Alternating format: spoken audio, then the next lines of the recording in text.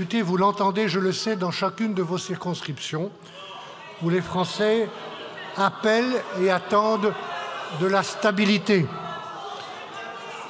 appellent et attendent de la visibilité pour les entreprises et pour leur vie quotidienne. À un moment, et je sais de quoi je parle, où notre pays a tant à faire pour défendre ses intérêts et son influence en Europe et dans le monde. Pas sur le fondement de l'article 49, alinéa 3 de la Constitution. J'engage la responsabilité du gouvernement, de mon gouvernement, sur l'ensemble du projet de loi de financement de la sécurité sociale pour 2025, dans sa version résultant des travaux de la commission mixte paritaire et modifiée par les amendements rédactionnels et de coordination déposés. Et je le fais en appelant à la responsabilité de chacun des représentants de la nation que vous êtes, même si vous devez quitter cet hémicycle, persuadé que notre mission commune, au-delà de nos divergences, est de servir la France et les Français. Désormais, mesdames et messieurs les députés, chacun doit prendre ses responsabilités et je prends les miennes. Écoutez, quand vous avez un président de la République qui met le pays dans un chaos tel qu'il refuse de reconnaître le résultat des urnes, rien, effectivement, ne l'oblige à démissionner. Nous, les Insoumis, nous avions proposé une procédure de destitution. Il se trouve que le Rassemblement national avait voté contre cette procédure de destitution en commission et empêché que nous puissions le discuter à l'Assemblée. Rien ne l'empêche, mais au bout d'un moment, vous savez, le seul souverain dans ce pays, ce n'est pas le roi Emmanuel Macron, c'est le peuple et lui seul. Et donc nous le disons à chaque instant, le peuple est la solution. C'est quand même une lourde responsabilité là, que vous prenez de faire tomber le gouvernement.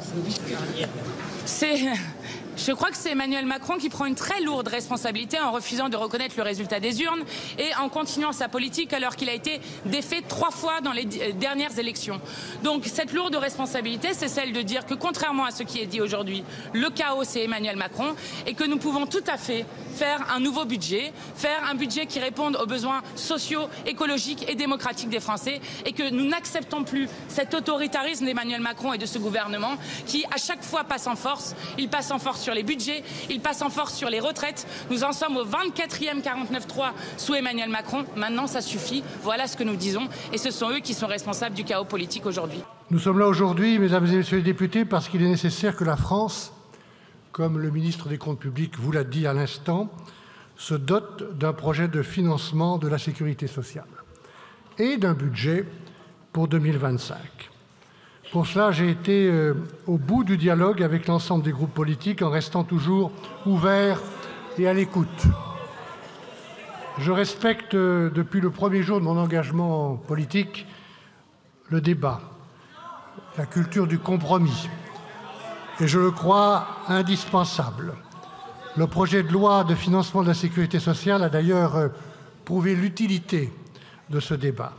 Les très nombreuses heures de travail parlementaire sur ce sujet ont permis d'enrichir le texte du gouvernement et ont conduit, pour la première fois depuis 14 ans,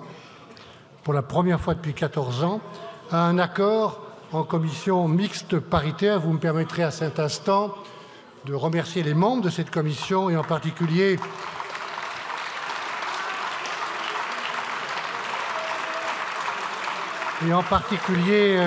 ici, dans cette Assemblée, le président Frédéric Valletoux et le rapporteur général Yannick Dedaire, et aussi dans la Haute Assemblée, le président Philippe Mouillet et la rapporteure générale Elisabeth Doineau.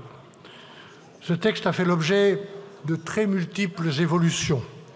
Ce matin encore, nous précisions la portée exacte de la trajectoire financière prévue en indiquant l'engagement du gouvernement à ce qu'il n'y ait pas de déremboursement des médicaments en 2025. Ce texte enrichi, que nous défendons avec conviction, n'est pas un texte anecdotique. Il est une réponse importante aux attentes et aux demandes des Français.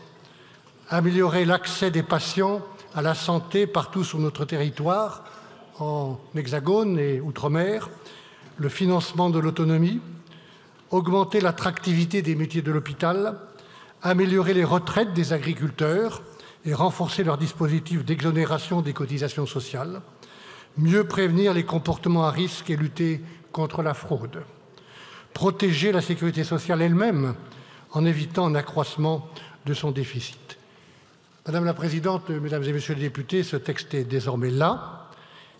Il est, je crois, désormais temps d'agir pour le mettre en œuvre. Je crois que nous sommes parvenus désormais à un moment de vérité qui met chacun devant ses responsabilités. C'est maintenant à vous, députés, parlementaires de la nation, de décider si notre pays se dote de textes financiers responsables, indispensables et utiles à nos concitoyens, ou alors si nous entrons en territoire inconnu. Je m'adresse à vous avec respect, je m'adresse à vous avec une certitude.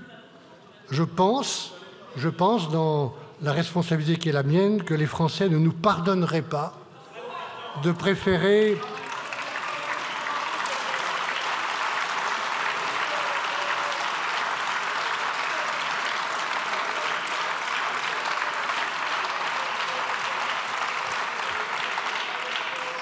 Je pense sincèrement que les Français préféraient les intérêts particuliers à l'avenir de la nation.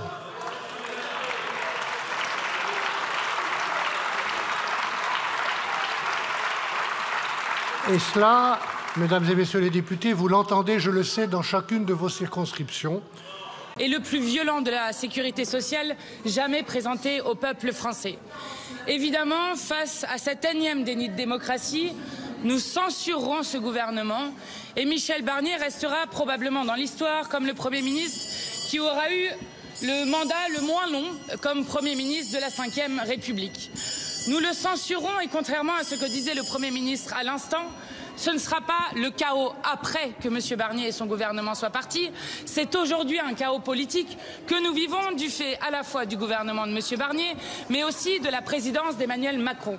Nous sommes dans un moment où nous pouvons à la fois faire tomber M. Barnier et son gouvernement, mais aussi ce budget qui veut notamment faire en sorte que la moitié des retraités de ce pays voient leur pension diminuer. Ce budget qui a fait l'objet, vous l'avez vu, d'un déshonneur total de la Macronie qui, jusqu'au dernier moment, a tenté un marchandage avec le Rassemblement national, faisant semblant d'obtenir de grandes annonces de la part du Rassemblement national, alors que, encore une fois, c'était une arnaque, puisque, par exemple, le déremboursement des médicaments ne fait pas partie du projet de loi de la sécurité sociale et donc passera soit par un autre biais, soit se retrouvera directement, puisqu'il y a, vous le savez, 600 millions en moins sur l'Ondam, se retrouvera sur les patients, notamment sur les consultations médicales. Donc tout ça est une arnaque avec un Premier ministre qui a tenté d'échapper à la censure en se vautrant dans le déshonneur avec le Rassemblement national. Eh bien, il aura ce mercredi à la fois le déshonneur et la censure. Et je le dis, après, pour que notre pays puisse sortir de l'impasse politique et du chaos politique dans lequel Emmanuel Macron a plongé le pays, il ne restera plus qu'au président de la République de partir et au peuple français de pouvoir trancher par leur vote des nouvelles orientations qu'ils veulent pour ce pays. Je le redis avec force, il n'est pas possible que dans une démocratie, ce soit les perdants des élections qui gouvernent et c'est ce que nous allons démontrer en déposant à l'instant une motion de censure avec le nouveau Front populaire. Avez-vous un candidat pour Matignon si Michel Barnier Eh bien, nous allons d'abord commencer par faire tomber ce gouvernement. Mais oui, nous avons dit à plusieurs reprises que Lucie Castet était notre candidate. Après, vous poserez la question au reste du nouveau Front populaire. Mais je vais vous dire pourquoi cette question est importante. Parce qu'il ne faut pas faire semblant qu'on va pouvoir continuer dans cette situation encore longtemps. D'abord, Emmanuel Macron ne souhaite pas nommer un gouvernement du nouveau Front populaire, ne souhaite pas nommer la coalition qui est arrivée en tête. Et donc, la manière de sortir de l'impasse politique dans lequel nous a plongé le président de la République, eh bien, c'est d'arriver à un départ d'Emmanuel Macron, une démission d'Emmanuel Macron, et donc une présidentielle anticipée. Et vous remarquerez qu'il n'y a pas que les Insoumis qui disent ça en ce moment. J'entendais, par exemple, Charles de Courson, rapporteur général du budget, dire qu'il lui semblait aussi que Emmanuel Macron devait démissionner. J'entendais Jean-François Copé dire que des présidentielles anticipées étaient inéluctables. Donc je crois que nous sommes arrivés dans ce moment où la Macronie est finie et que le peuple entier s'en trouve soulagé. Rien dans la Constitution ne l'oblige.